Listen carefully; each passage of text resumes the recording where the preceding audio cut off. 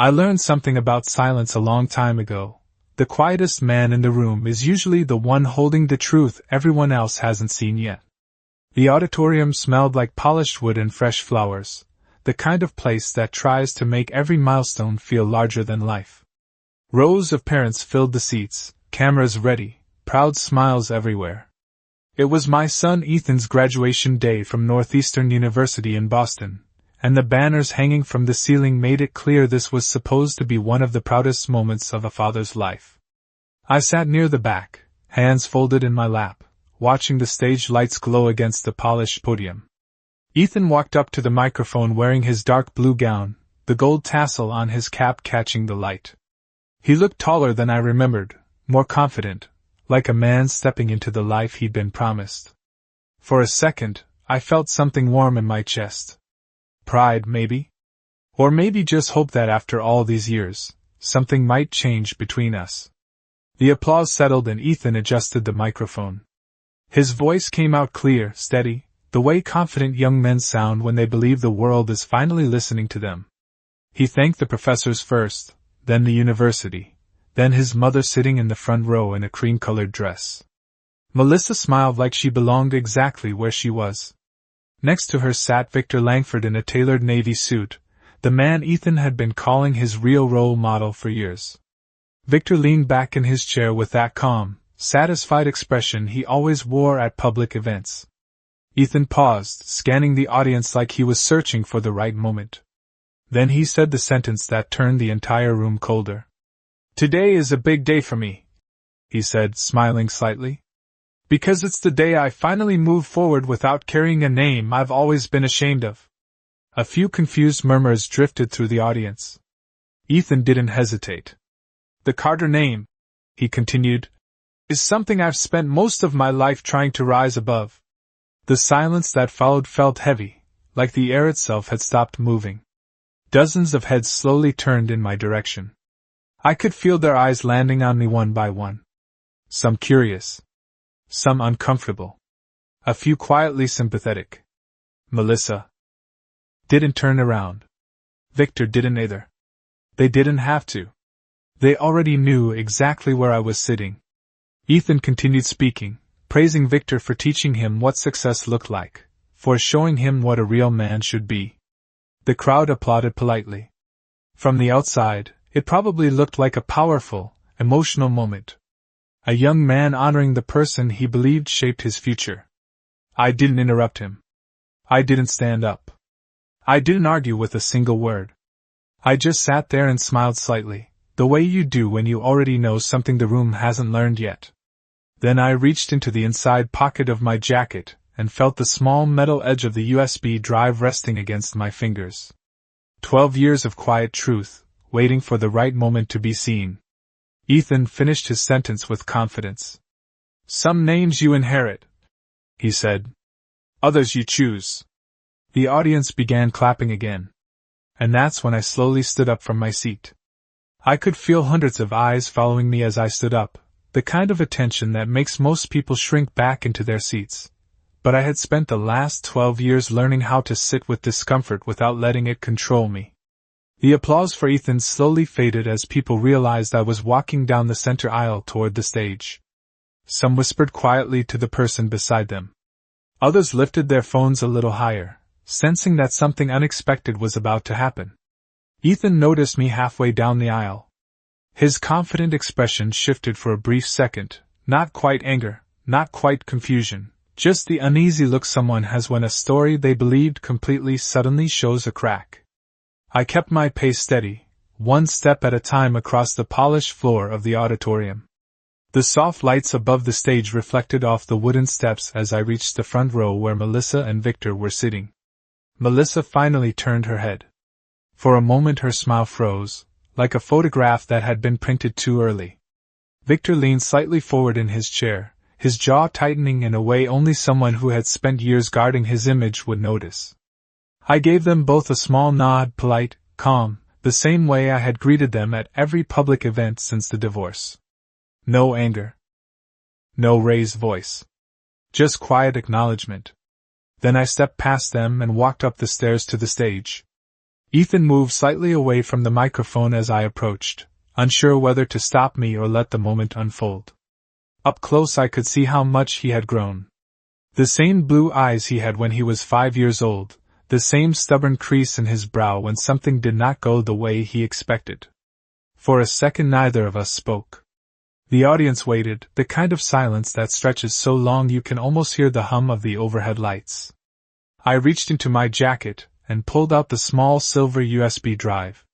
It looked ordinary, the kind of thing people carry every day without thinking twice about it. But inside that small piece of metal was 12 years of receipts, transfers, documents, and one conversation that had never been meant for anyone else to hear. Ethan glanced down at the drive and then back at me. His voice came out cautious now. "What are you doing?" I did not answer right away. Instead, I walked to the side of the podium where the university technician had left a laptop connected to the giant projection screen behind us. The audience shifted in their seats as curiosity spread across the room. I inserted the drive slowly and the laptop screen flickered as it recognized the file. Ethan stepped closer to the microphone again, unsure whether to continue his speech or stop entirely. I finally looked at him and spoke quietly, my voice steady enough to carry through the silent hall even without the microphone. "You said some names are inherited and some are chosen." Ethan nodded slightly, uncertain where I was going with that. I rested one hand on the podium and met his eyes the same way I had when teaching him to ride a bicycle years ago. "Before you decide to leave that name behind," I said calmly, "you deserve to see what it actually built." Then I turned toward the laptop and moved the cursor to the first file waiting on the screen. The cursor hovered over the first file on the screen and for a moment the entire auditorium felt suspended in that quiet space between curiosity and disbelief. I could hear the faint hum of the projector behind us and the rustle of people shifting in their seats. Ethan stood beside me, close enough that I could see the tension building in his shoulders. On the giant screen behind us the file opened slowly. A simple document with a date stamped across the top from 12 years earlier. I did not rush the moment. I let the audience read the first line in silence. Tuition payment confirmation. Northeastern Preparatory Academy. Amount paid, $22,400. Beneath the amount was the name of the payer. Daniel Carter.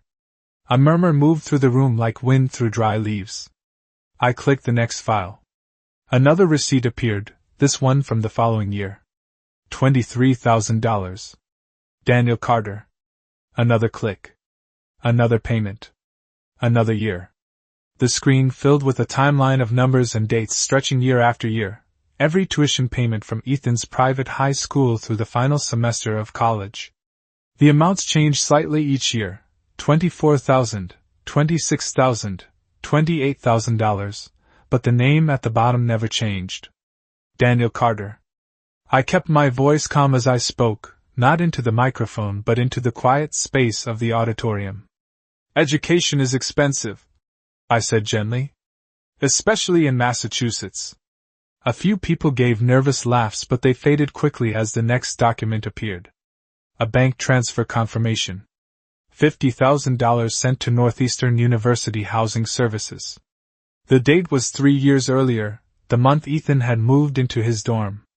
Again the sender's name was mine. I could feel Ethan staring at the screen now. His expression had shifted from confusion to something deeper, something unsettled. For years he had believed another story. A simpler one.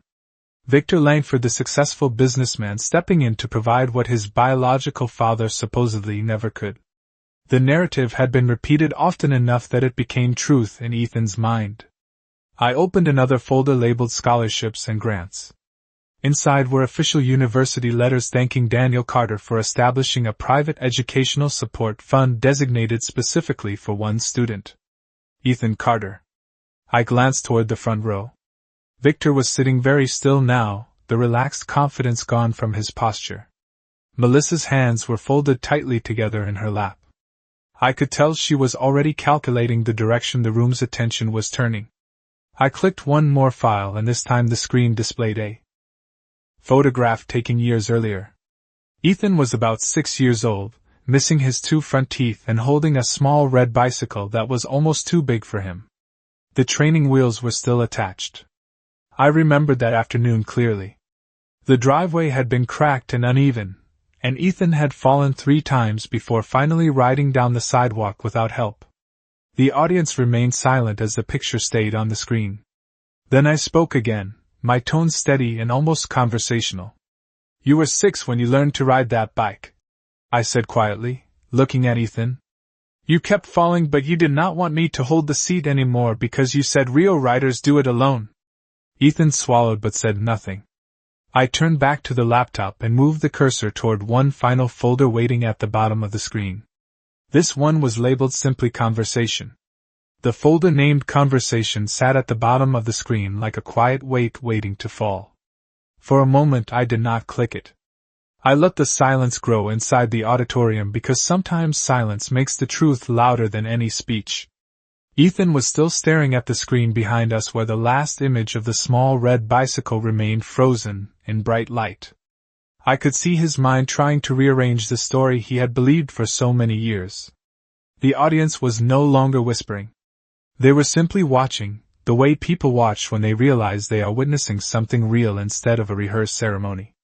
I moved the cursor slowly and opened the folder. A single audio file appeared on the screen with a timestamp from 4 years earlier.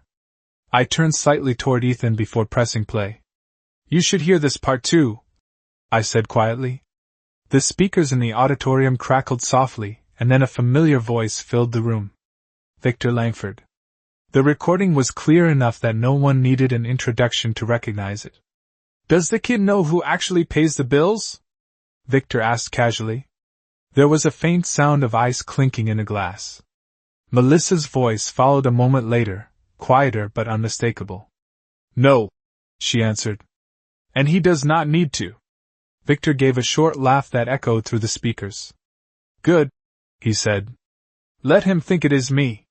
It makes things simpler." The recording paused for a second before Victor spoke again. "Daniel is predictable. He keeps sending the money every year and never asks for credit. Why ruin that?" A ripple of disbelief moved through the audience. I kept my eyes on Ethan instead of the screen. His face had gone pale, not with anger but with the sudden weight of understanding. The voice in the recording continued. "The boy respects success," Victor said. "And right now he thinks success is standing in this house, not sending checks from the outside." Melissa did not answer immediately. When she did, her tone sounded tired, almost resigned. "Daniel only cares that Ethan gets opportunities," she said softly. "He always has." The recording ended there. I did not replay it. I simply closed the file and let the blank screen return behind us. The auditorium remained completely still. Ethan looked toward the front row where Melissa and Victor were sitting. Victor's confident posture had disappeared entirely now. He stared forward without speaking, his expression fixed like someone suddenly aware that every eye in the room had shifted toward him. Melissa's shoulders were tense, and her gaze stayed on the floor. I turned back toward Ethan and spoke in the same calm tone I had used all evening. "For 12 years I kept sending the money because education matters," I said quietly. "And because I believe someday you would build something better with it than resentment." Ethan opened his mouth slightly but no words came out. The microphone beside him remained untouched. I rested one hand lightly on the podium. "You said earlier that some names are inherited and some are chosen," I continued. "That is true." I paused long enough for the audience to feel the weight of the next sentence before I said it. "But the truth behind a name is not decided by who claims credit for it. It is decided by what someone quietly carries when no one is watching." The silence in the auditorium stretched so long that even the soft hum of the projector sounded loud. No one applauded now. No one whispered. Hundreds of people were simply sitting there, looking from the screen to the stage, and then slowly toward the front row where Victor Langford sat with his shoulders stiff and his hands folded too tightly together. Ethan did not move for several seconds. His eyes were still fixed on the blank projection screen behind us, but I could see the shift happening inside him, the quiet and uncomfortable process of realizing that the story he had trusted for most of his life had been carefully arranged by someone else. I stepped slightly away from the laptop so he could stand beside the podium again if he wanted. This was still his graduation ceremony. His moment. I had not come to take that from him. I had only come to return the truth. Ethan finally spoke, but his voice no longer carried the same certainty it had earlier. "You paid for all of it?" he asked quietly. I nodded once. "Every semester," I answered calmly. "Every housing payment. Every book allowance. Every late-night transfer when the tuition office sent another reminder." Ethan glanced again toward the front row. Victor shifted slightly in his seat but said nothing. The confident businessman who had always filled every room with polished speeches suddenly seemed very interested in the floor beneath his shoes. Ethan's voice came slower now, like someone trying to rebuild a sentence while standing inside a completely different reality. "Why did you never say anything?" he asked. That question hung in the air longer than any of the documents on the screen. I rested one hand lightly against the podium and looked out across the audience before answering. "Because helping your child succeed is not supposed to be a competition," I said quietly. "It is just something a parent does." A few people in the audience shifted in their seats again, but this time the movement carried a different energy. It was not curiosity anymore. It was understanding. Ethan looked back at me, the tension in his face slowly giving way to something more honest. "Victor said you stopped caring after the divorce?" he said. I gave a small, tired smile. "No," I replied gently. "Victor said a lot of things." Ethan lowered his eyes for a moment, absorbing the weight of that sentence. I did not raise my voice. I did not accuse anyone. The evidence had already spoken clearly enough. I reached toward the laptop again and opened one last document that had not yet appeared on the screen. It was a simple spreadsheet, nothing dramatic, just a quiet record of numbers stretching across 12 years. Tuition payments. Housing deposits. Travel funds for study programs. The total amount appeared at the bottom of the screen in bold text. $982,000. The number seemed to glow under the stage lights as the audience read it in silence. I did not point at it. I did not explain it. Numbers rarely need help telling their own story. Ethan stared at the total for several seconds before slowly turning back toward me. His voice was softer now than at any point since the ceremony began. "You spent almost $1 million, he said, disbelief clear in every word. I shook my head slightly. "No," I answered calmly. "I invested it." Ethan blinked once, confused by the difference. I met his eyes and finished the thought quietly. "In you." The number on the screen stayed there for several seconds, almost unreal under the bright stage lights. $982,000. No dramatic music. No raised voices. Just a quiet total that had taken 12 years to build one transfer at a time. Ethan kept staring at it like his mind was trying to calculate something that no calculator could really explain. The audience remained silent behind us, and that silence carried a different weight now. Earlier it had been curiosity. Now it was the quiet recognition that something deeply personal had just unfolded in front of hundreds of strangers. Ethan slowly ran a hand through his hair and looked at me again, the confidence from his speech earlier replaced by something much more uncertain. "I thought Victor paid for school," he said quietly. I nodded slightly. "I know," I answered. There was no bitterness in my voice. Just a simple acknowledgement of the story he had been told for years. Ethan glanced toward the front row again. Victor had not moved. His posture remained rigid, the kind of stillness people hold when they know every movement will draw attention. Melissa looked smaller than she had earlier in the evening, her shoulders drawn inward, her eyes avoiding the stage. Ethan took a slow breath before speaking again. "Why did you let me believe that?" he asked. The question was honest now, no anger behind it, just confusion. I leaned slightly against the podium, choosing my words carefully. "Because sometimes a child needs stability more than he needs the truth immediately," I said. "After the divorce everything around you was already changing. New house. New routines. New people trying to define your future. I paused for a moment, and then continued. I did not want money to become another argument in your life. Ethan absorbed that quietly. The audience remained completely still. No one was checking their phones anymore. No one was whispering. The entire room had become part of a conversation that was never meant for an audience but had somehow found one anyway. Ethan finally looked back at the screen again where the spreadsheet still glowed behind us. Almost $1 million. He said again, softer this time. That is more than some houses cost. I gave a small nod. In some parts of Massachusetts it might only buy half a house, I said with a faint smile. A few people in the crowd let out gentle laughter that quickly faded. Ethan did not laugh. His attention stayed on me now, studying my face the way people do when they realize they have spent years misunderstanding someone. You never asked for anything, he said slowly. Not even a thank you. I shook my head once. Gratitude is not something you invoice your children for, I replied. It arrives when they are ready to understand the cost behind what they received.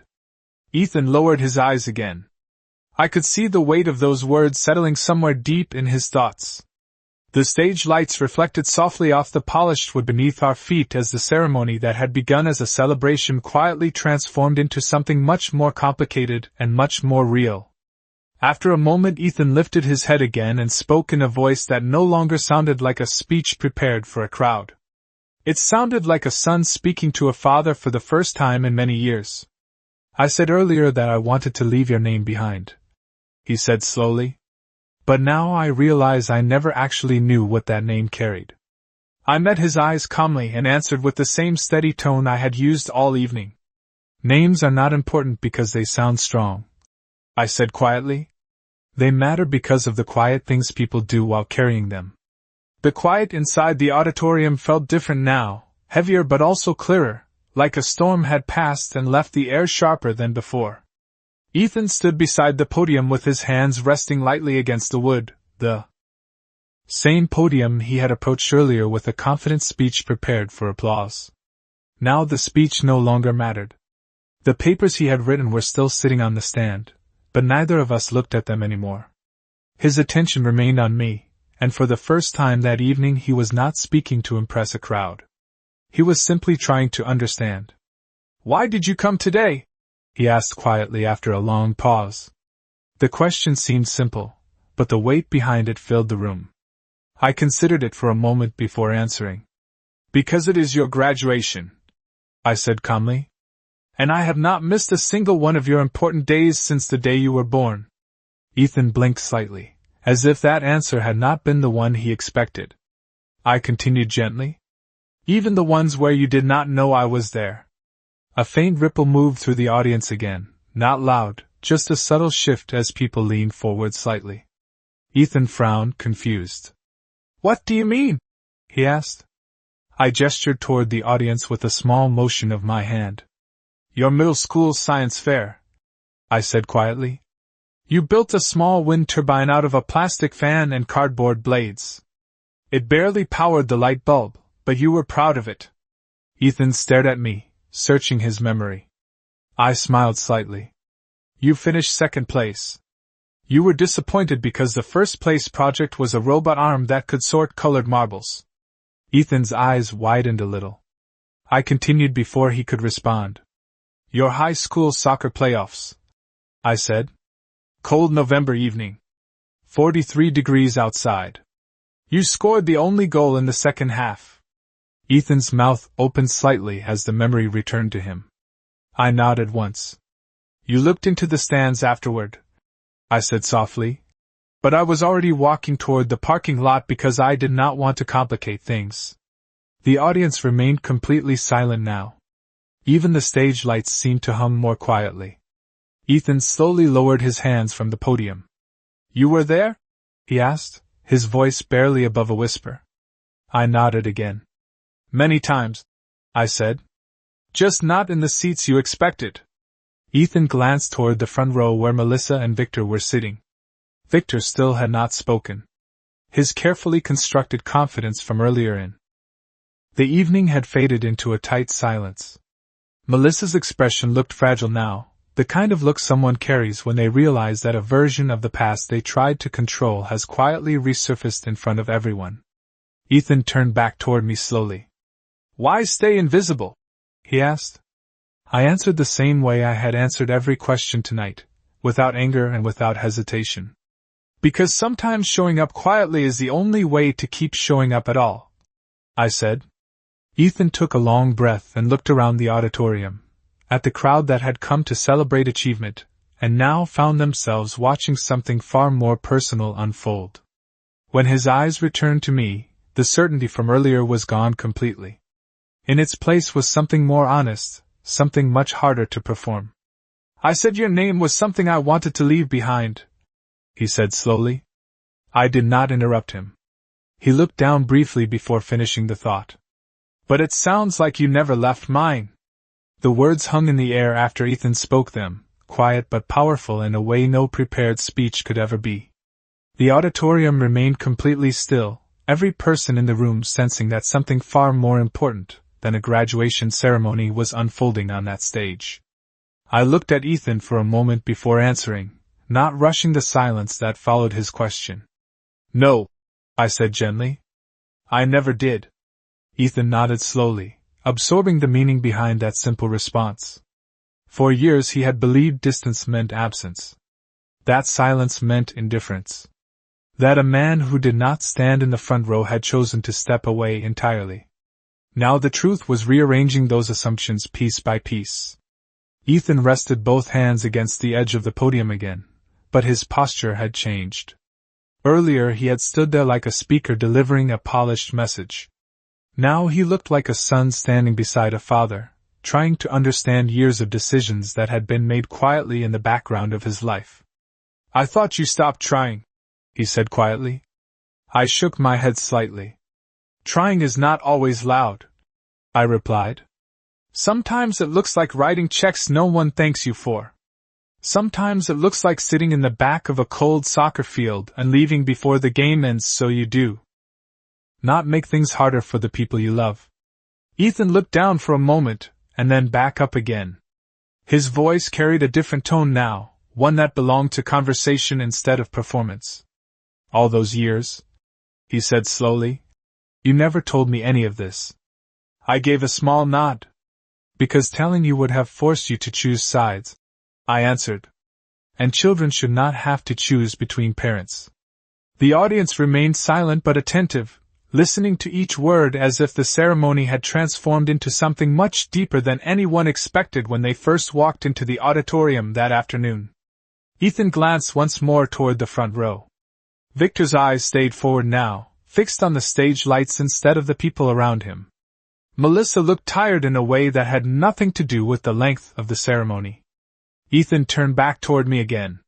"You let me believe the wrong things about you," he said. "Yes," I said calmly. "Because I believed one day you would be old enough to look for the truth yourself."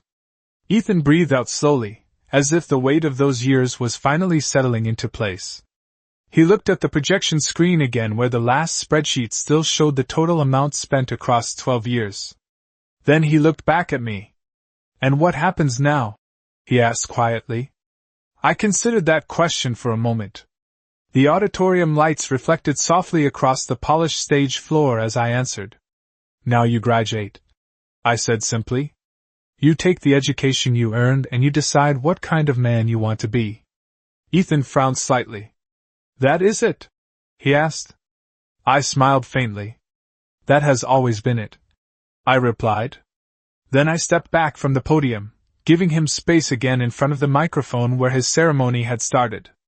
The room remained silent, waiting to see what the young man standing on that stage would choose to do next. The quiet in the auditorium lingered after I stepped back from the podium, the kind of silence that only appears when hundreds of people are waiting for one person to decide what kind of man he wants to be. Ethan remained standing in front of the microphone, his hands resting lightly against the wood as he stared out across the crowd. Just an hour earlier, he had prepared a confident speech about success and the people he believed had shaped his life. Now the pages of that speech sat untouched beside him, suddenly irrelevant. He glanced down at them for a moment before slowly pushing them aside. The sound of the paper sliding across the podium was soft, but in the still room it carried farther than any applause had earlier. Ethan looked at the projection screen once more where the final spreadsheet still glowed faintly behind us. $982,000. 12 years of quiet investment. 12 years of decisions made without recognition. He breathed in slowly and then leaned toward the microphone again. When he spoke this time, his voice was steady but very different from the confident tone he had used earlier. "I think I owe someone an apology," he said. A small ripple moved through the audience. Ethan turned slightly and looked directly at me. For a moment he seemed unsure how to begin, like someone who had spent years practicing speeches but had never practiced telling the truth out loud. "Earlier today," he continued, "I said my father's last name was something I wanted to leave behind." The room remained silent. No one interrupted him. "I believed that because I thought I understood what that name represented." Ethan paused briefly and glanced toward the front row where Melissa and Victor were sitting.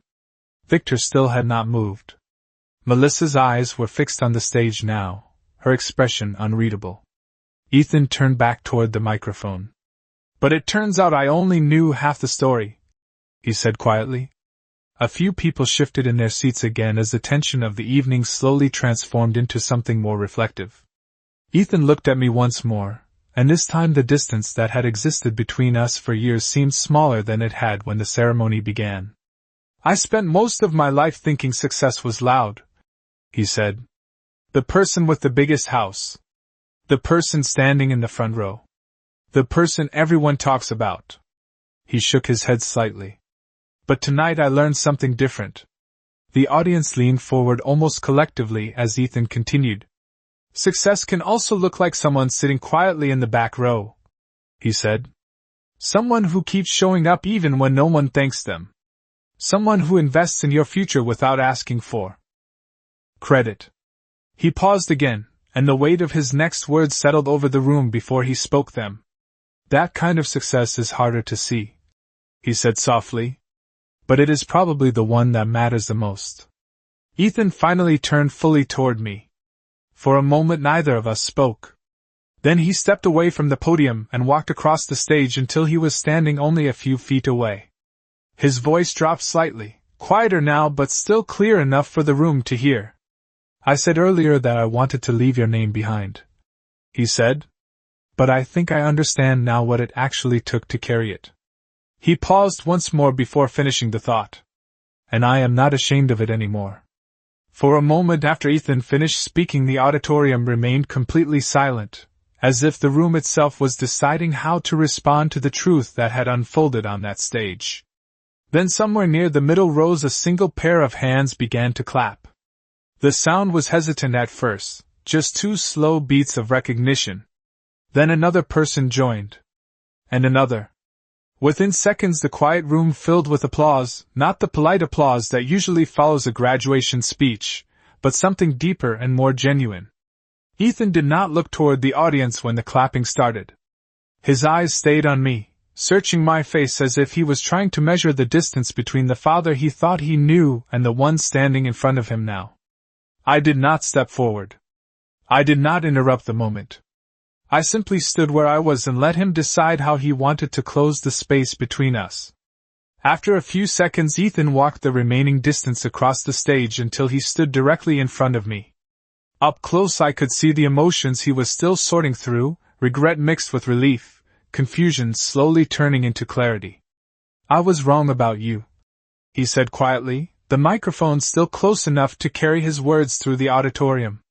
I shook my head gently. "You were young," I replied. "And you believed the story that made the most sense at the time." Ethan nodded slightly, accepting that explanation but not hiding the weight of it. "Still," he said, "I should have asked questions sooner." I gave a small smile. "Questions come when people are ready for answers," I said. Behind us the projection screen had gone dark again. The documents and numbers were no longer visible, but their meaning remained in the air like something the room would remember long after the ceremony ended. Ethan glanced toward the front row once more. Victor was still seated there, quiet and motionless. Melissa's expression was softer now, but she said nothing. This moment belonged to Ethan, and everyone seemed to understand that. Ethan turned back toward the audience, and walked slowly to the podium again. The applause faded as people sensed he wanted to say one final thing. He rested his hands on the wood, and took a breath before speaking. "Graduation speeches are supposed to be about the future," he said calmly. "But tonight I learned something important about the past." The audience leaned in again, listening carefully. "The people who shape your life are not always the loudest ones in the room," he continued. "Sometimes they are the ones who keep showing up quietly, year after year, believing in you even when you do not notice." Ethan paused briefly, and then looked toward me again. "So before I walk off this stage and start whatever comes next," he said, "I want to thank the person who invested the most in my future." He did not say my name dramatically. He did not need to. The entire room already understood who he meant. Ethan stepped away from the microphone once more and looked at me with a small, genuine smile. It was the first time I had seen that expression directed at me in many years.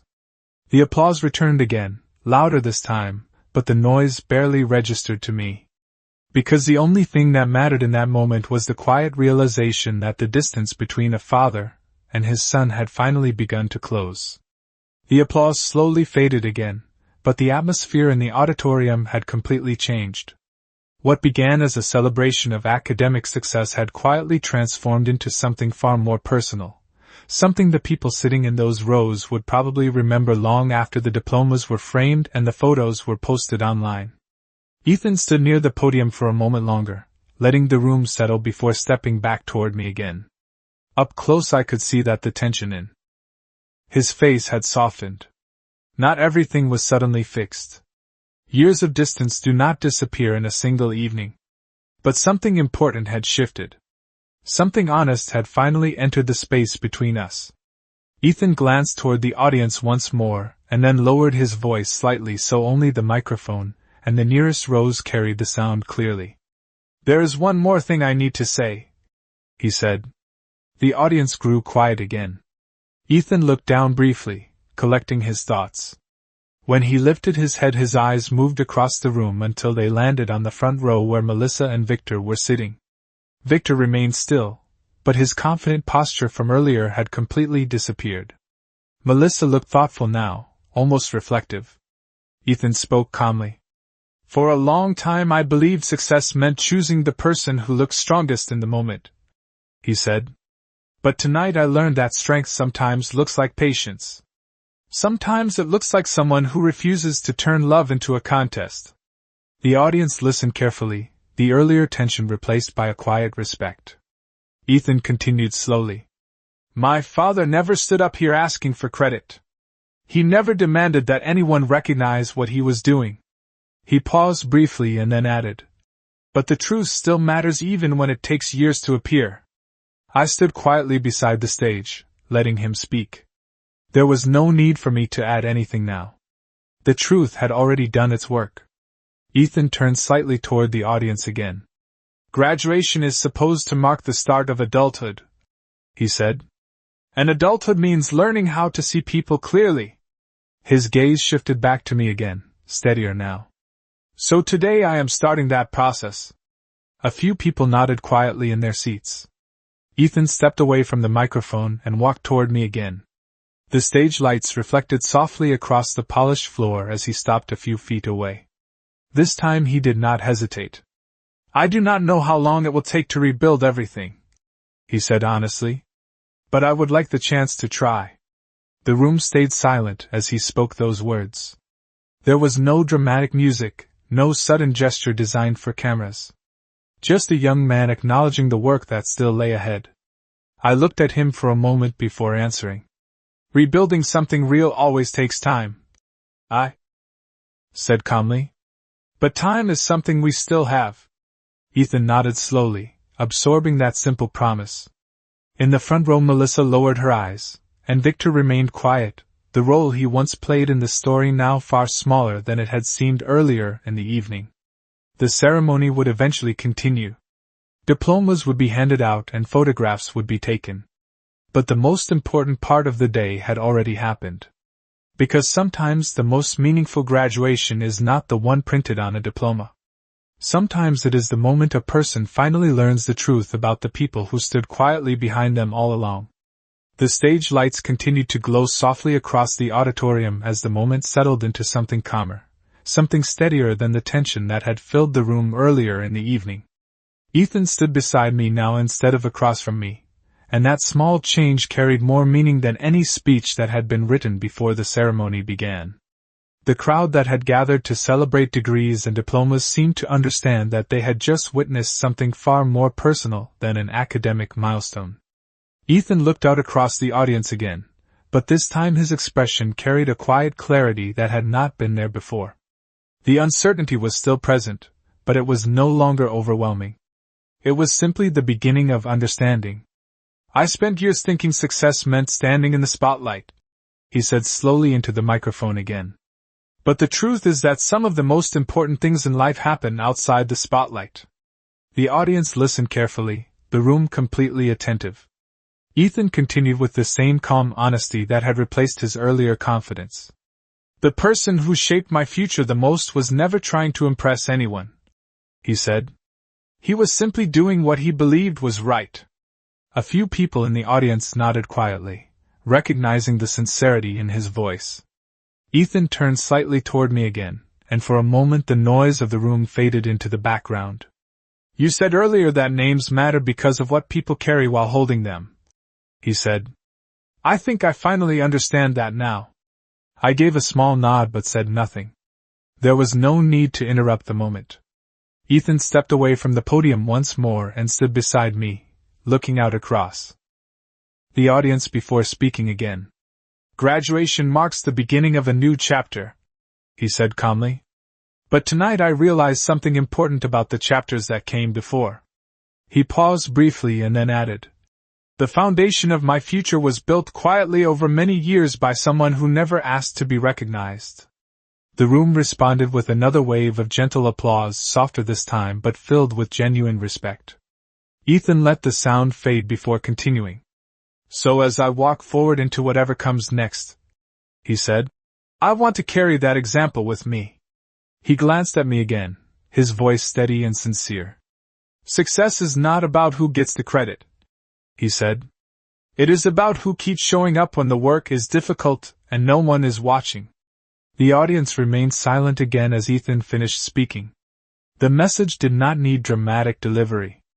Its strength came from the quiet truth behind it. Ethan finally stepped back from the microphone and looked at me with a thoughtful expression. "I do not know exactly what the next chapter will look like," he said softly, "but I know I want to write it with a clearer understanding of where I came from."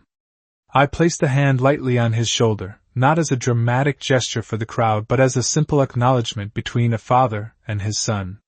The auditorium lights reflected across the stage as the ceremony prepared to continue, but the atmosphere in the room had changed in a way that no formal program could have predicted.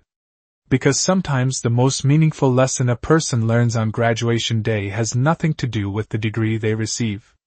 Sometimes it is the moment they finally recognize the quiet sacrifices that helped them reach the stage in the first place. The ceremony eventually continued the way ceremonies always do, with names being called, diplomas handed across the stage, and cameras flashing from every corner of the auditorium. But the energy in the room had changed in a quiet and lasting way. People were still watching Ethan as he returned to stand beside the other graduates, and many of them glanced toward me from time to time, not with curiosity anymore but with the quiet respect people give when they realize they have just seen something honest unfold. I stepped down from the stage and returned to the seat near the back where I had been sitting earlier. The same seat that had once felt like a place of distance now felt different, almost peaceful. A few minutes later Ethan's name was called again, this time for the official part of the ceremony. He walked across the stage, accepted his diploma, and shook the dean's hand. The audience applauded the way audiences always do at moments like that, but when Ethan stepped down from the stage he did not return immediately to the graduate row. Instead, he walked down the aisle until he reached the section where I was sitting. The people in the nearby seats shifted slightly to give him space. He stopped beside me, and for a second neither of us spoke. The ceremony continued in the background with more names being read, but the moment between us felt separate from everything else happening in the room. Ethan looked down at the diploma in his hands before lifting his eyes to meet mine again. "I spent a lot of years believing the wrong version of our story," he said quietly. I shook my head gently. "Stories change when people are ready to hear the full truth," I replied. Ethan nodded slowly. The tension that had filled the earlier part of the evening had faded now, replaced by something steadier and more hopeful. "You said rebuilding something real takes time," he said. "I think I would like to start that process." I gave him the same calm smile I had carried through the entire evening. "That sounds like a good place to begin," I answered. Ethan looked out toward the stage where the next graduate was receiving a diploma, and then back toward me again. "Maybe dinner sometime," he said carefully. "Just the two of us. No speeches. No microphones." I laughed softly, the first relaxed laugh of the night. "Dinner sounds perfect," I said. Ethan nodded once more and then returned to the graduate row as the ceremony continued. I remained in my seat, watching the rest of the students cross the stage one by one. The banner still hung above the auditorium, and the same bright lights still illuminated the stage, but the meaning of the day had shifted for me in a way that no programmed schedule could have planned. When the final name was called and the graduates tossed their caps into the air, the room filled with cheers and celebration. But as the crowd began to stand and gather their things, I realized something simple and powerful about the evening. A name does not become meaningful because it is praised in public. It becomes meaningful because of the quiet choices someone makes while carrying it through the years. And sometimes the greatest reward for those choices is not recognition from a crowd. Sometimes it is simply hearing your child say that the name they once rejected is finally something they are proud to carry forward.